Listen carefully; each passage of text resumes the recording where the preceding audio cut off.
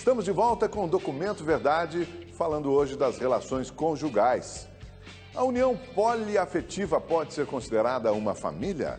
Algumas pessoas já oficializaram esse tipo de relação, mas a Constituição Federal coloca em dúvida essa união e a Justiça fica dividida. Aqui em Belo Horizonte eu tentei fazer uma união estável e não consegui. E fui descobrir esse lá em São Vicente, que era em Tupã, que foi feito o primeiro caso de união poliafetiva, de união estável. E nós locomovemos para lá e fizemos, dada a importância que eu acho que é isso. Porque quando o relacionamento está muito bom, você quer torná-lo público, você quer legalizar, você quer estabelecer regras de quando morrer, quando viver, enquanto está vivendo, de benefício. O Trizal conseguiu o documento em um tabelionato de notas da cidade de São Vicente, no litoral paulista. Foi feita uma escritura pública declaratória de união poliafetiva, além de um inventário de divórcio.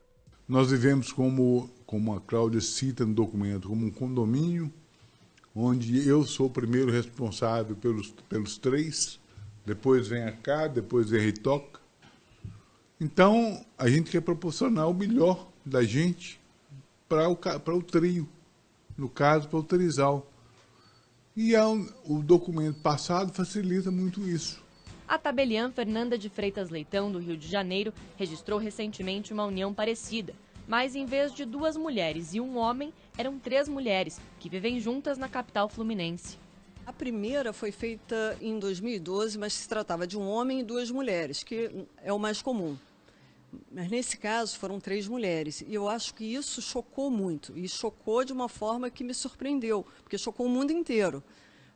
Jornais dos países do mundo inteiro procuraram e veicularam essa notícia. Então, uma coisa que realmente foi, eu não sei por que foi, assim, causou tanto impacto.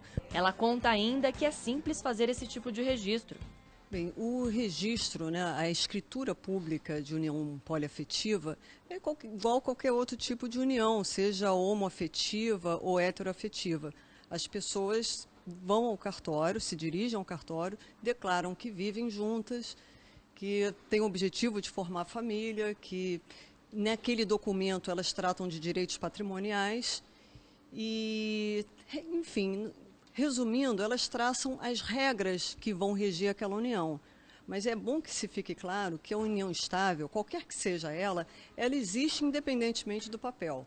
Ela é um fato que existe sem o papel. O papel ele vai servir para ratificar e para regular aquela relação.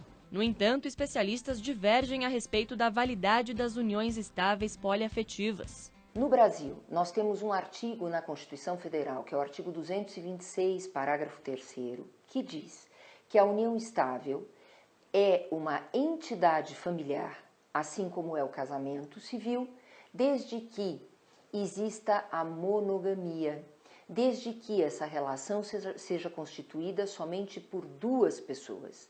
Então, relações de mais do que 2 pessoas não são relações de família, não formam entidades familiares, não têm, portanto, apoio no ordenamento legal brasileiro e especialmente nessa lei maior, essa lei mais importante do que todas, que é a Constituição Federal.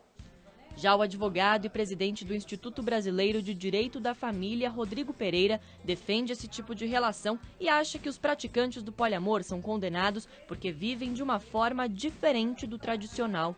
Nós não podemos condená-las a uma invisibilidade jurídica e social. Isso seria uma hipocrisia, né? E do ponto de vista jurídico, né, o direito, o que o direito tem a dizer sobre isso?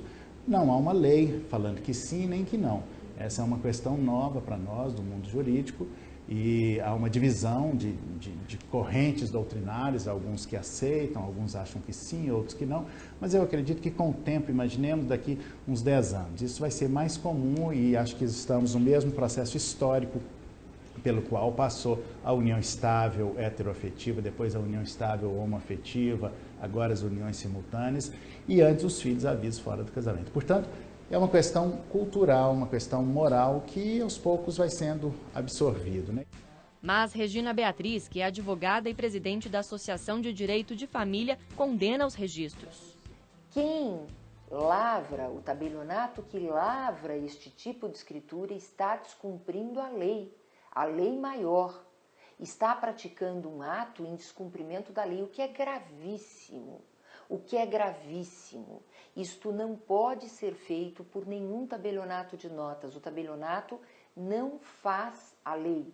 O tabelionato deve rigorosamente cumprir a lei, inclusive porque tem fé pública.